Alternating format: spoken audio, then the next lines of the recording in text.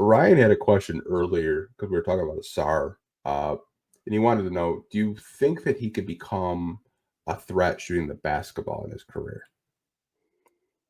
I think he can. Now if you're just, in terms of shooting, if you're saying 3-point, I don't know. I feel like that's going to be still a big work in progress. But we saw him a lot try to work on that jump shot in the mid range, whether it's that like little floater in the paint. He's worked on that a lot. I've watched him in practice. He takes a lot of time with Ron Holland, where they're working exclusively with Fred Vinson. Like they have like different areas broken down on the Pistons practice. For those who don't know, like the guards, like Cade, Tim Hardaway Jr., Beasley, like they kind of warm up in one area. The bigs warm up in another area. And then there's another area I think the wings are working. And then there's one area right next to the door where Fred Vinson is working. And he has two guys specifically that he's working with in these shooting. It's Ausar Thompson and Ron Holland. So I think with enough time, with enough coaching, with enough detail, I think it can happen.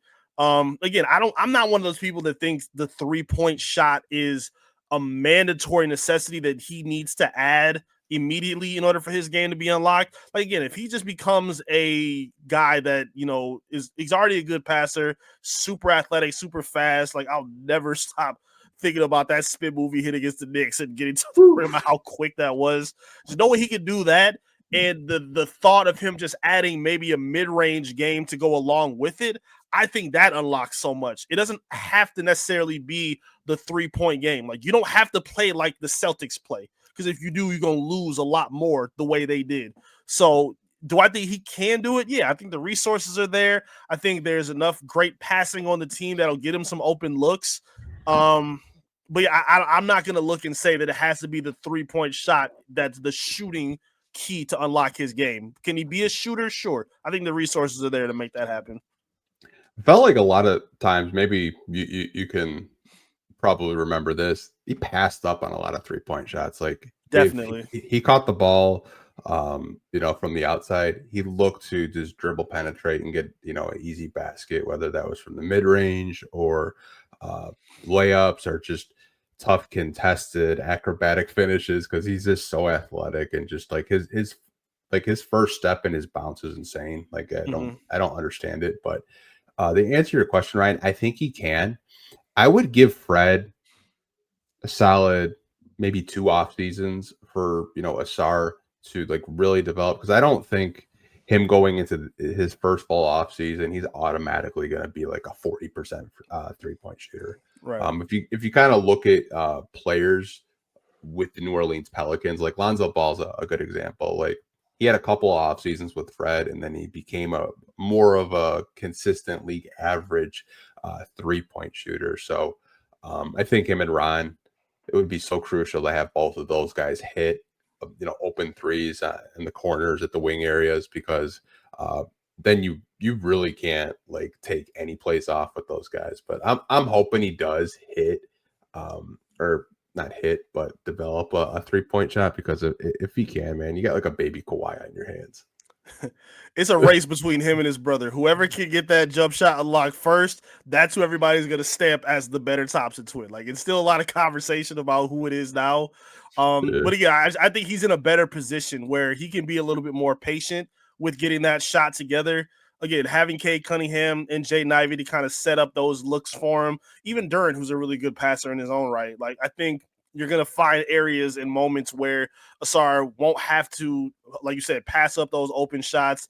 He'll be able to be hopefully confident enough to take them and knock them down. Fred Vinson does a really good job of breaking down something. Like I listen really close to a lot of the things that he says, and some of the details that he breaks down with this dude is really fantastic and unbelievable. Like I love the way that Trajan was able to pry him from New Orleans. I think he's going to be huge in his development. But like you said, it could probably take maybe 2 seasons for it to get there. And again, there's enough scoring and offensive prowess where it doesn't have to be an immediate pressing need.